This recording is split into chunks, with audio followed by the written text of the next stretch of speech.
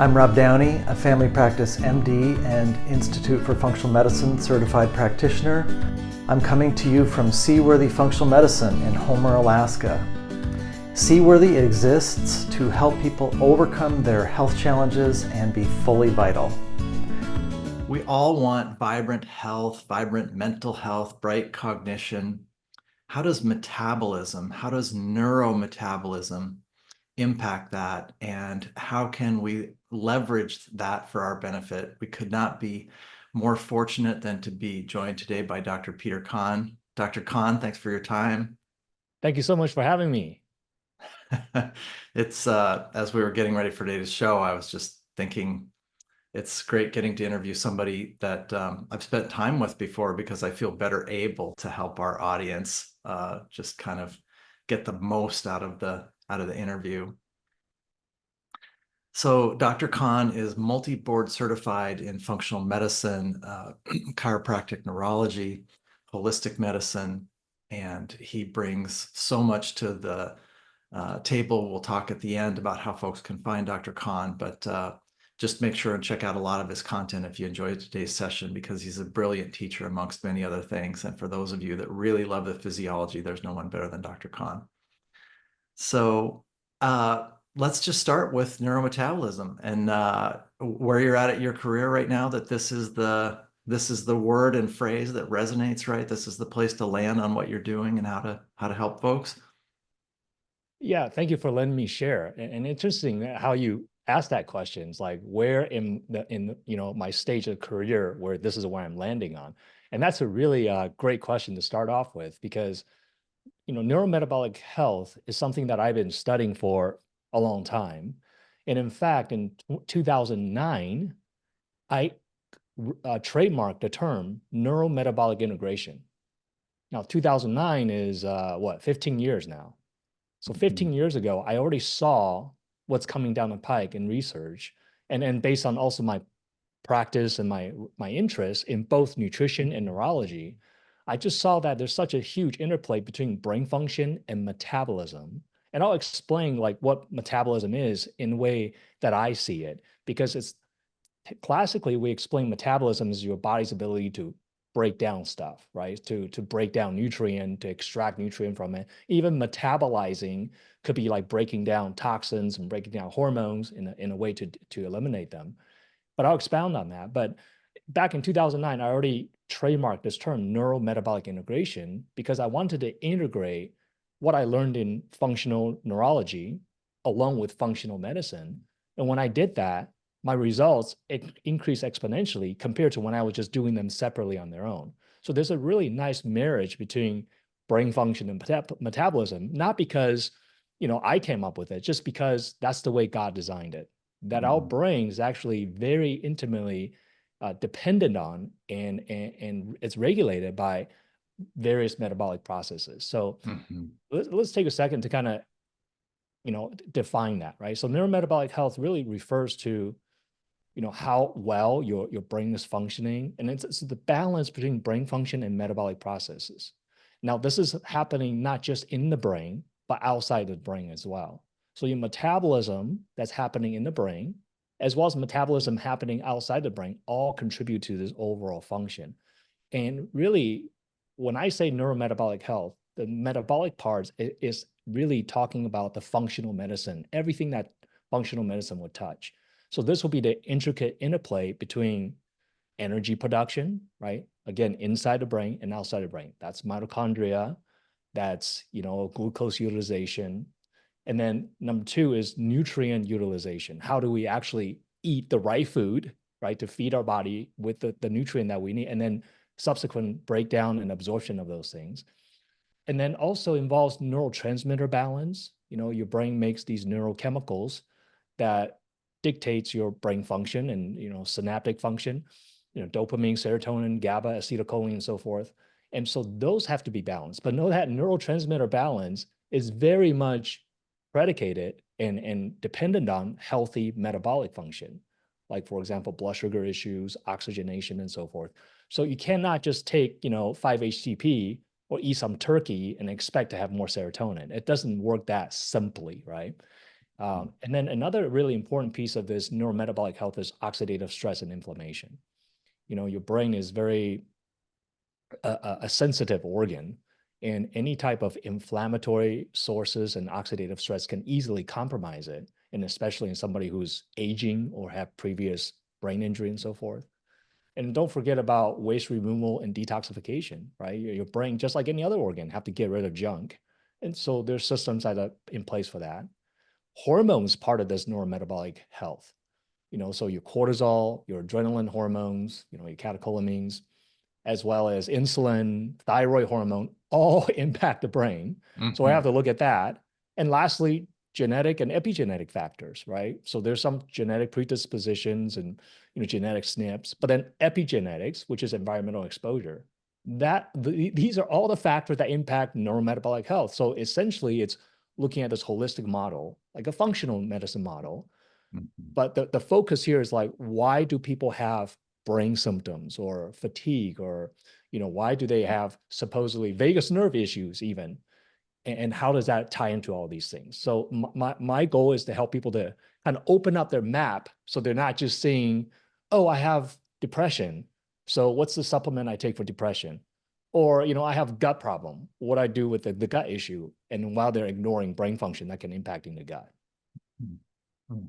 Excellent. And as you were speaking, I was reflecting on an idea that I'd be interested to hear you comment on as we segue into the specifics. It's if we're thinking kind of as functional medicine as systems biology, and then we're more like I always think we're more like an ecosystem in nature than we are like a machine. That's why so many of my patients are dissatisfied. They don't want their brain treated as a computer and their nerves treated as wires and their guts treated as plumbing and their heart treated as a pump that's not working for them. So I had thought then about these indicator species, right? Species that reflect the health of the ecosystem. If that species is doing well, the ecosystem's healthy. And I had never reflected before that our brain is the indicator species of the health of our ecosystem because it's the most sophisticated and sort of gorgeous critter in our menagerie, right? Yeah, it's really kind of like that. How like bees, honeybees are like so important to our whole entire ecosystem. Mm-hmm. If the bees are Mm-hmm. gone, then we don't Mm-hmm. pollinate, we get in big trouble. Mm-hmm. And the Mm-hmm. brain is kind of like in that central piece there, because it is a Mm-hmm. command center, and Mm-hmm. people think brain just thoughts and movement, but it's much more than that, right? Mm-hmm. It regulates our immune system as well. It Mm-hmm. regulates a lot of our gut function. So it's more than just thought processes. Yeah. Mm-hmm. Yeah. Well, I think that for our audience, who I thank for joining us, I think one thing that can happen for them is they get so excited to make progress. But I think when I think thought leaders who talk about the big picture, one thing that also happens for our audience can be an intimidation factor. They will freeze up. They will think, wow, blood sugar, inflammation, oxidative stress, hormonal balance, the right foods. How am I going to uh, let's break our audience into two buckets today. The folks that are already winning and they want to level up, Yeah. and then folks who are symptomatic. Their pain point today is they're thinking, I really hope Dr. Khan can help me think more clearly, help me resolve my mood issues.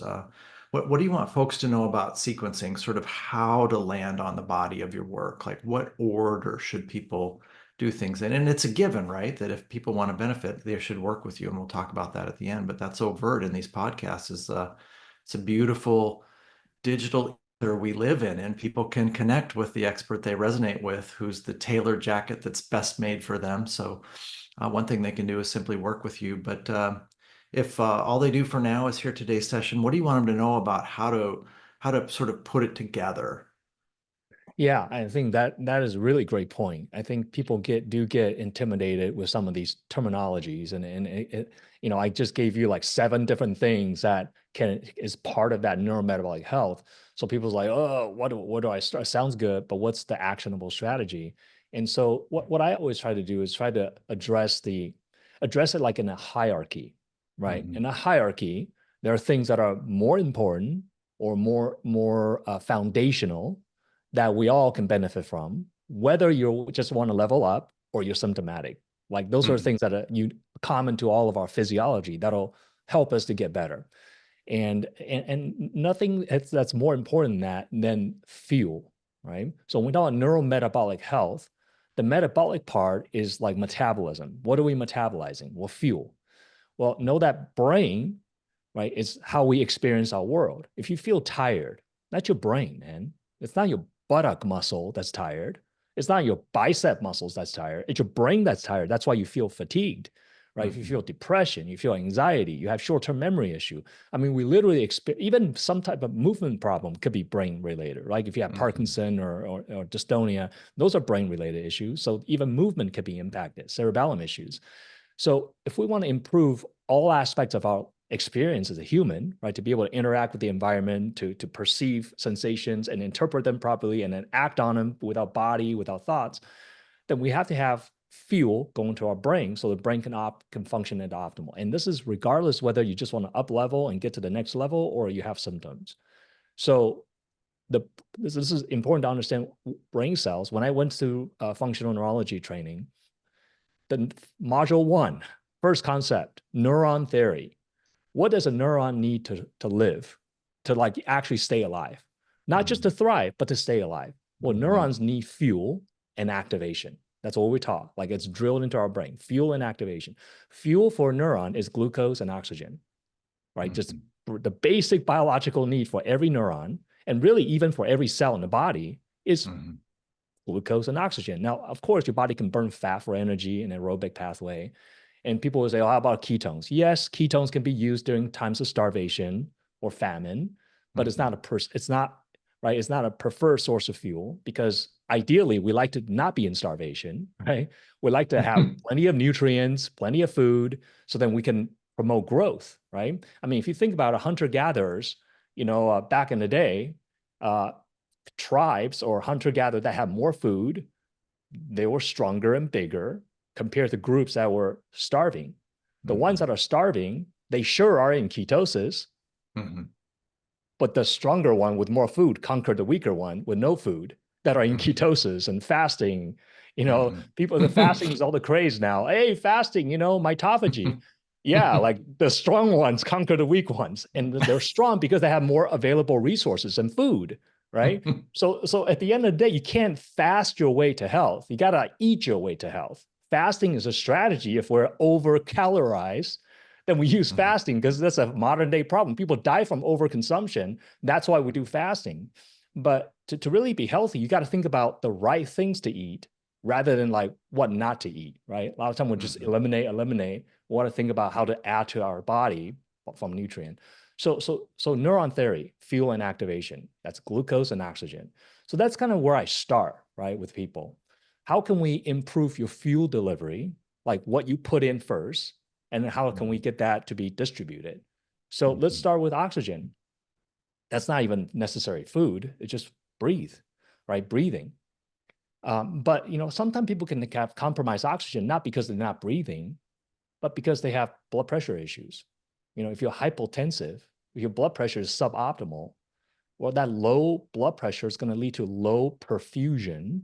If you can't perfuse your tissue, then you're not sending blood and nutrient that comes with that blood, which is oxygen, glucose, and vitamins and minerals, as well as waste removal through the blood system, then you're going to have a harder time at optimizing and trying to get healthy or heal from things if you don't have perfusion. So this is one of the things I look at a lot is just people blood pressure. Now you could be hypotensive, but high blood pressure is the same because when you have such hypertension causes vasoconstriction, that also reduces blood flow, right? So if you have very high pressure, then that also reduces blood flow. Either way, you're having reduced blood flow. So that's something to really look at. And then the second thing would be what the oxygen is. Some people just have poor circulation. Maybe they have small vessel disease. They have clot somewhere. Some people have that. And then the third thing about oxygen is they could have anemia, right? If you're anemic, then you don't have enough hemoglobin or red blood cell, then of course the delivery of oxygen is going to be compromised. And not all anemia is iron deficiency. So people usually equate, oh, I'm anemic, so I got to take some iron. But there's many different types of anemia that have nothing to do with iron. So we have to identify what those things are. And that could be, and some people do have breathing problem, like they have sleep apnea, obstructive sleep apnea. and therefore they're not breathing. That could be another. So we have to identify the root cause of where the obstruction is. Is it from apnea? Is it from, lung disease? If they have asthma all the time and they're living in an environment that's got a bunch of dust and pollen, they don't clean the house enough, they don't put air filter in place, they're just constantly getting this asthmatic issue, then that can compromise some of their oxygen. And don't forget exercise, right? If you want more oxygen, you kind of exercise. Now, of course, if you exercise while anemic, that's not going to improve the anemia, but you're still going to increase that activation. So there's a lot there that people can work on. But the point I want to drive home is look at oxygenation. That could be simply as taking your blood pressure. That could be simply just see if you have cold hands, cold feet. And if you do, try to do things to like warm, to get your blood flowing. And that could be just exercise, which is free for most people, right? Yeah. Free for everybody because you can do exercise anywhere. I mean, just as for those audience who are just listening to this or watching this on a podcast, if you're sitting, you can literally just isometric contract your glutes while you're watching this and just squeeze, and then you're getting some exercise, better than zero. So there's a lot of opportunity to do these things that can really make a big impact. So we don't have to make it so hard, like what's the perfect exercise? Is it CrossFit? Is it this many reps and sets? Like if you're doing nothing at this point because you're chronically fatigued, doing something is going to just take you, right? The 0 to 25% is the biggest gain, the fastest gain, right? To get from 90 to 100 is much slower gain. So most people, if you're sedentary or not as active as you could, just becoming more active is literally like 25, 30% of, the solution right there. So that's where I kind of start people. And then the second aspect of that is glucose. So it's oxygen and glucose. So glucose is going to come from the food that you eat. And, this is where, again, in America, it's just so difficult because our food supply is very carb based, right? And I mean, most of the audience, probably the ones that are already there, already winning, they're probably already doing good with what they're, being mindful of what they're eating. So it's probably, more, paleo, plant-based, whole fresh food, grass-fed meat, whatnot. So they're doing good. But if you look out, just like the standard American diet, as I go out into the world, and what I mostly see is people just grabbing whatever from convenience store, grabbing for whatever from fast food because it's convenient, and it's all very carb based. And then so therefore, this is why half of the U.S. population is obese. 70% is considered overweight or obese. It's because really the way that we're eating is just all feeding this sugar craving, the sweet craving. And so a lot of people have blood sugar problem, which means that's a huge opportunity to improve.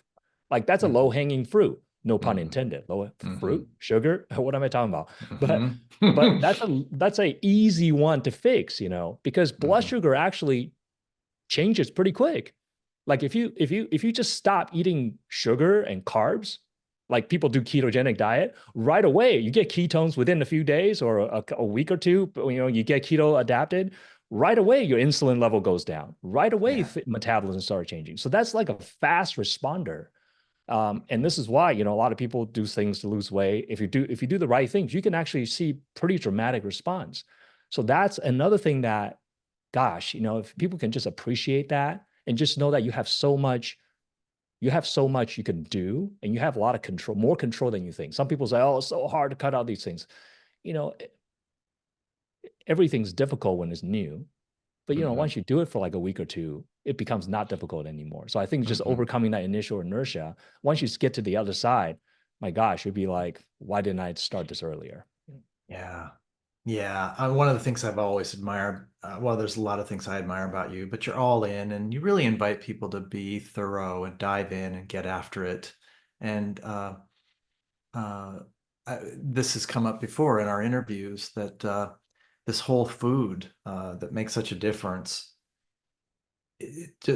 Uh, for my part, I find that people are kind of under a spell with the standard American diet or SAD. And I got to think that's some kind of human nature or herd biology or herd physiology thing where we look around us and there's the muffins and the chips and the bagels and the, processed bread and all that stuff. And uh, it just, I think it's hard for people to initially believe before they make that transition that it's going to pay off or that it's going to matter. But because so many people who listen to functional medicine podcasts, they are at a very intense pain point.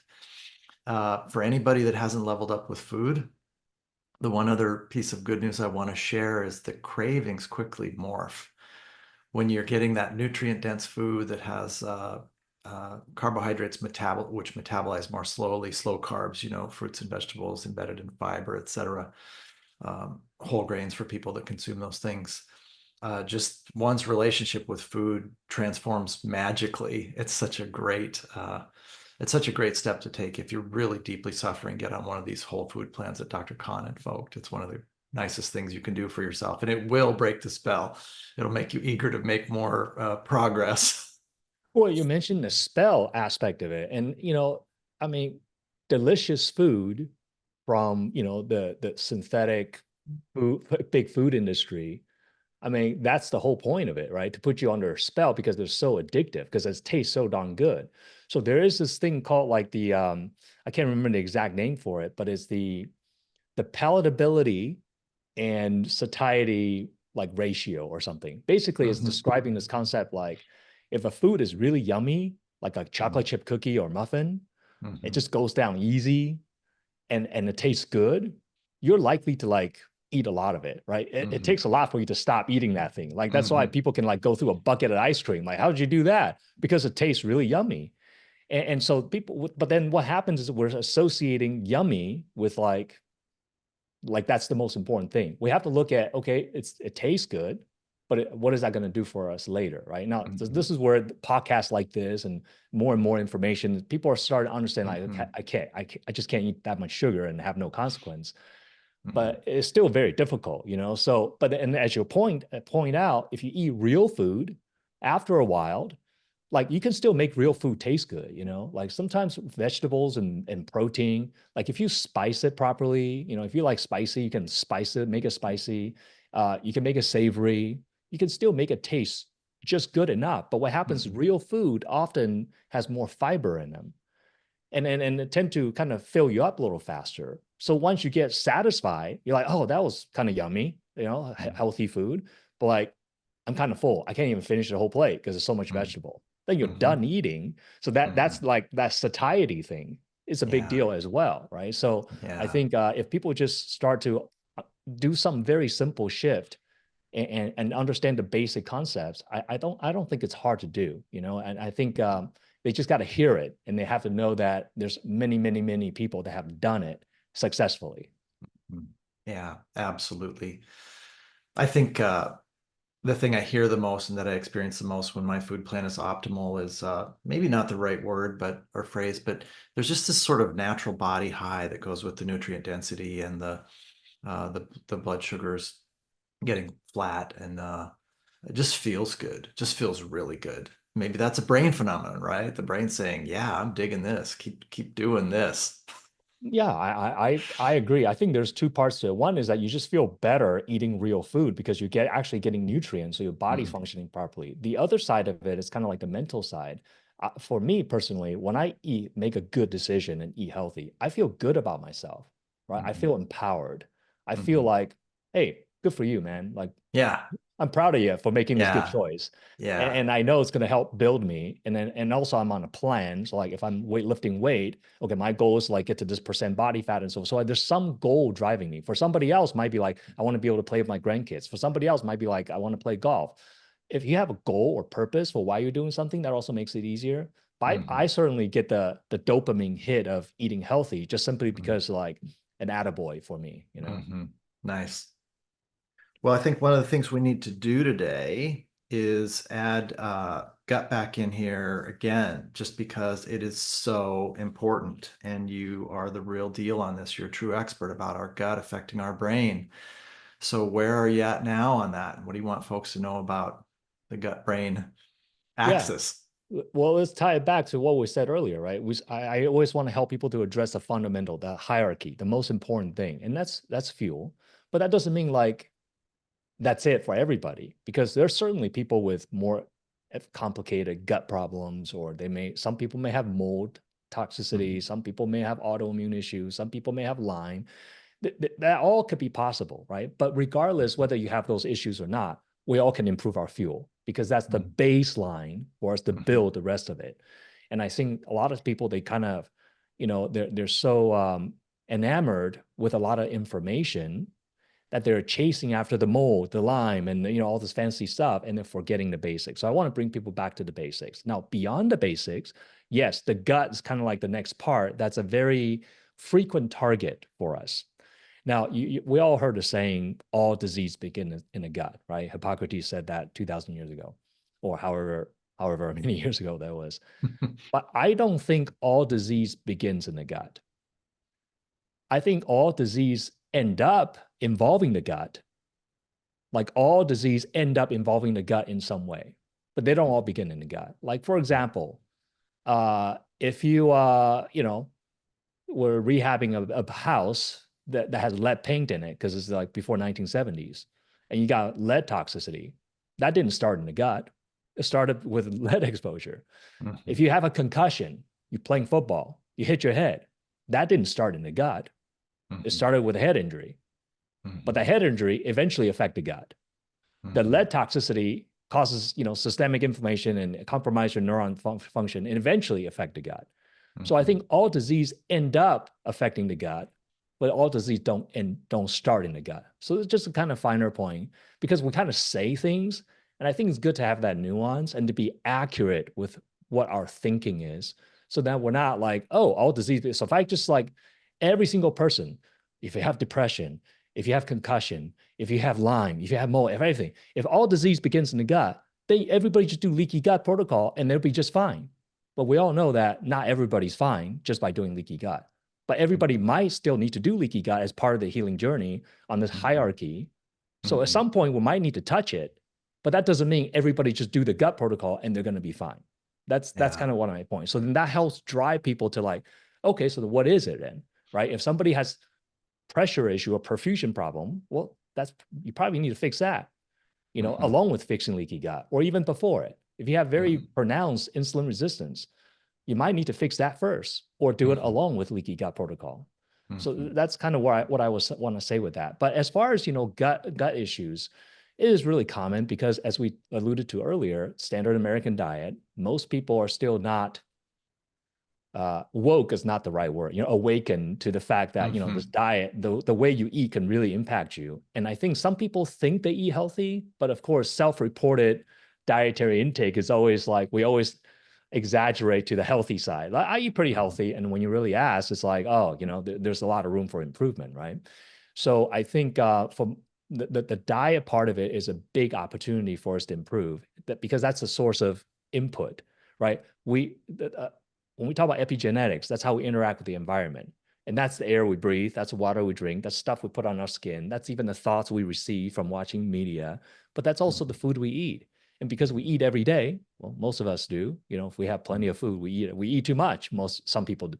So we eat every day. So that's chances for us to put stuff into our body that's epigenetic, right? Epigenetic includes our diet. So that's a big source of introduction that can either harm us or help us. So that's why so many people have a gut issue. And on top of that, the one thing that I really was like a light bulb moment for me was that your gut is an inflammation factory. It's really good at making inflammation because that's its job. Like the gut's job is to digest and absorb food, but the other job is literally to make inflammation. That's its job. And people's like, why? Isn't inflammation bad? Well, that's where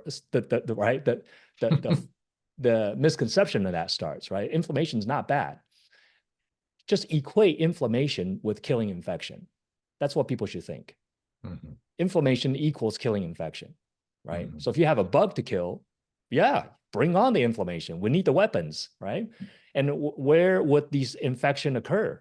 Commonly in your mucosal surfaces, right? That's open to the outside world. Your sinus mucosa, your lung mucosa, your gut mucosa, which has the most surface area. So if the gut mucosa has the most surface area and you put stuff in your mouth all the time, it's a route of entry, then it makes sense that your gut's lined with immune cells that'll trigger inflammation to kill bugs. So your gut is really good at making inflammation. And then so if you take this machine that's designed to make inflammation, to kill things, and you give it all the wrong inputs, you're going to trigger a lot of inflammation in the gut, which over time cause the excessive inflammation, of course, then leads to tissue damage. Then we got problems. So Mhm. that was a big revelation for me, is that okay, your gut can really make a lot of inflammation. So the call to action there will be very careful about the inputs you put in there. If you give it a Mhm. lot of signal to make inflammation, it will do what it's designed to do. It'll do it really well. And then you Mhm. wonder where all this inflammation come from. It could start in the gut. So that can help drive behavior change by like, wow, I never thought of it that way. Right. That's a revelation for me. And hopefully it is for people too listening. Yeah, so many of my patients, I'm really struck always by the power of language, but I'm also struck by how intuitive folks are, their body intelligence, because I talk to so many people and they say, I feel inflamed.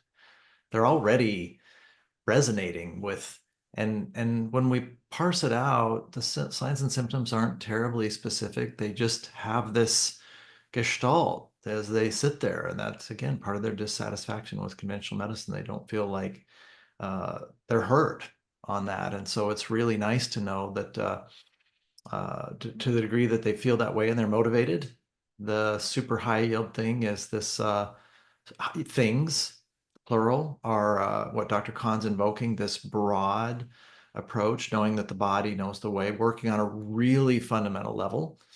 I always encourage people also to know these are often kind of 6 to 18 month projects, but they're not waiting to get payoff as they have more oxygen, as they get their glucose, uh, where it belongs, as the gut is doing better, as they're making the food transitions. The signs and symptoms are shifting. The vitality is improving. The health is improving. This happens along the way quickly. So they're super motivated to keep going typically once they get out of that fatalistic worry sort of first visit, lockup. Yeah. Yeah. And of course, it comes with uncertainty, right? If you've been Hmm. sick for a long time and unwell for a long time, there's a lot of Hmm. uncertainty because Hmm. you may feel like you have tried a lot of different things. And then if you try a lot of different things and it's not clear to you what's working, then you introduce a lot of variables. Hmm.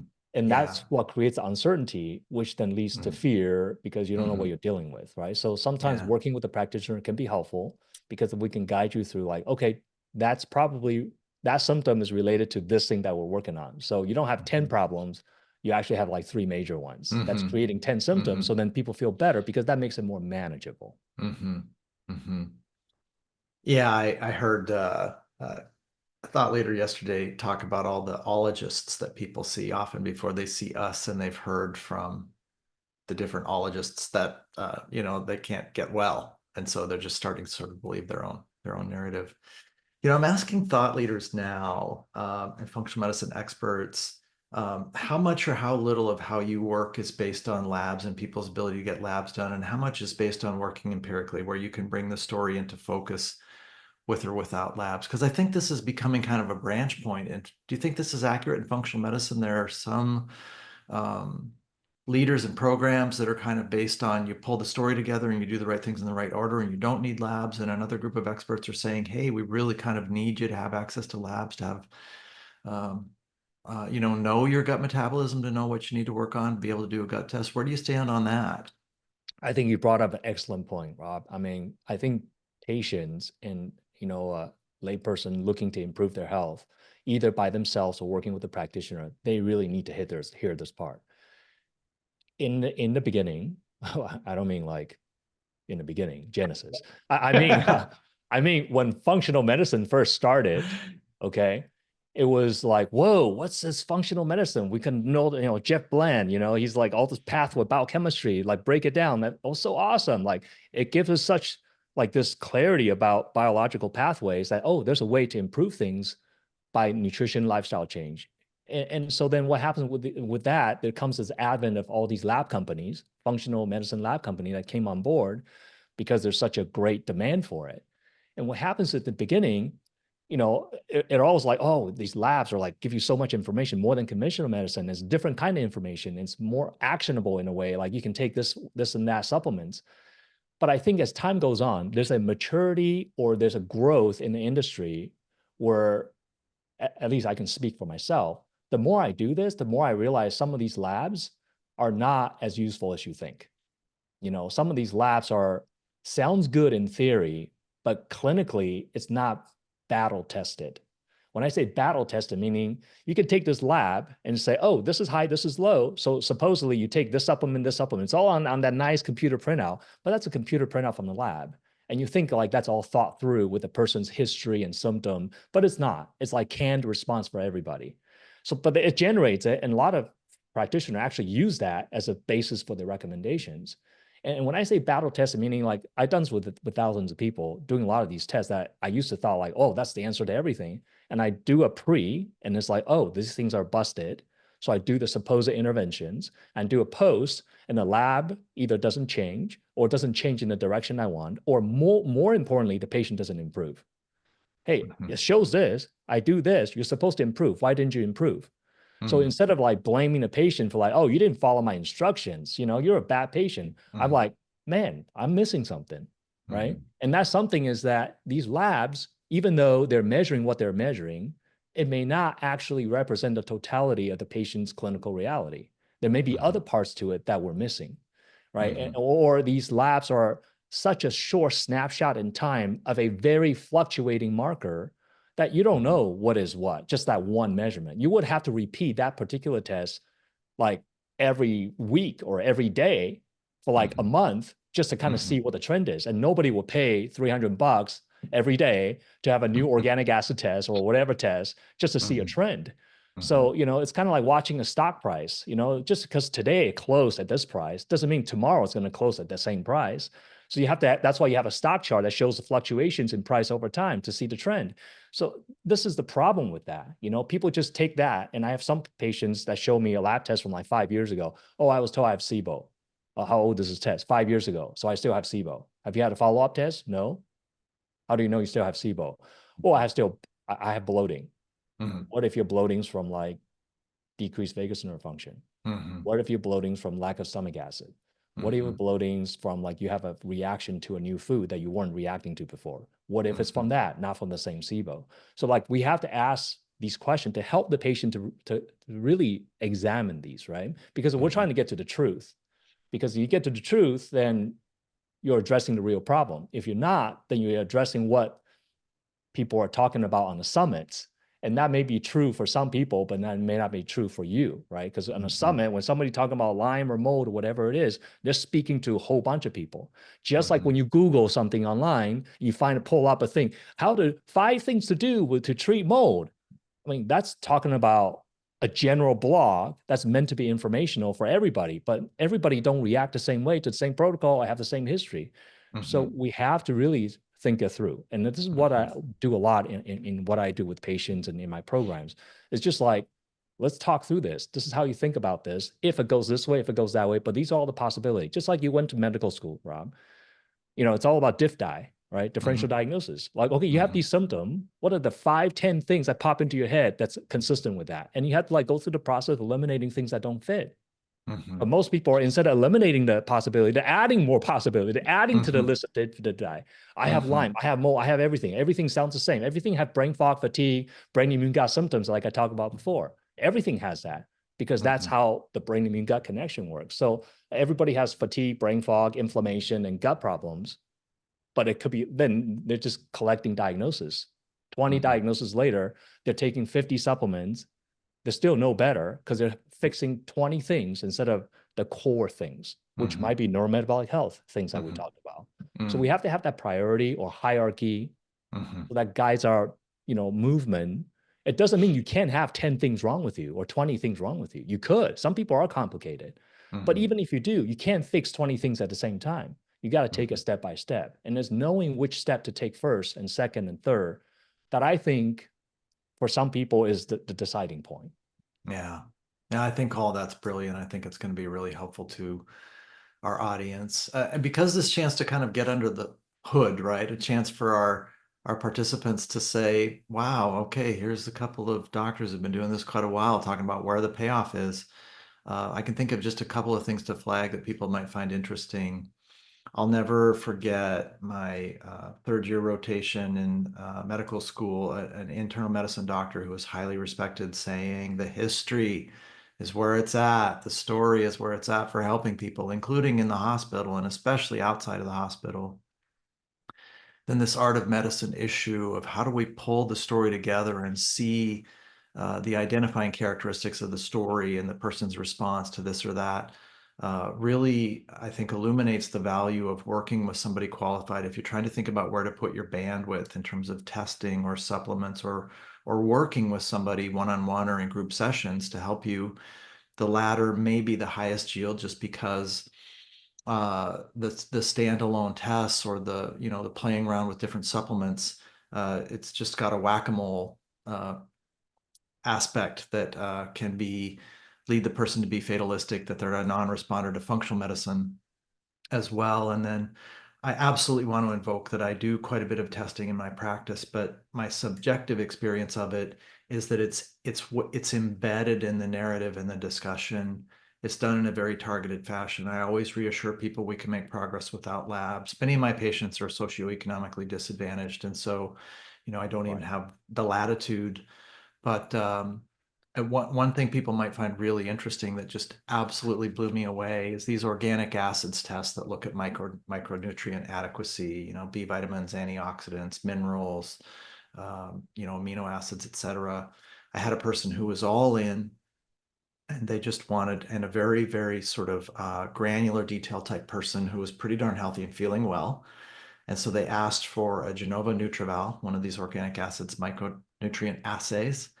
And their first round looked pretty good. And then they felt really strongly they simply wanted to go take each supplement to fix each area that they were yellow or red. And it was so stressful to them to see that their physiology was suboptimal. The next Nutraval 3 months later on those supplements was 10 times worse. They shut down their nutrient assimilation. They shut off their gut. Generated all of these pathophysiologic, dis-ease cascades Right. because of being stressed out about their micronutrient status with more of this good stuff available. So, I mean, we really have to work on the level Dr. Khan's describing to do well, because Right. if we don't do the things that he's invoking, the rest doesn't work. Yeah, and so you brought up so many good points, which I often, try to make it a point to teach, right? It's not about just collecting a bunch of data through lab tests or attend more summits to find out what protocol. The lab test and the protocol means nothing if you don't know what you're actually trying to fix, right? And so it's kind of like with lab tests, I totally agree with you. You want to be targeted, just like you're saying.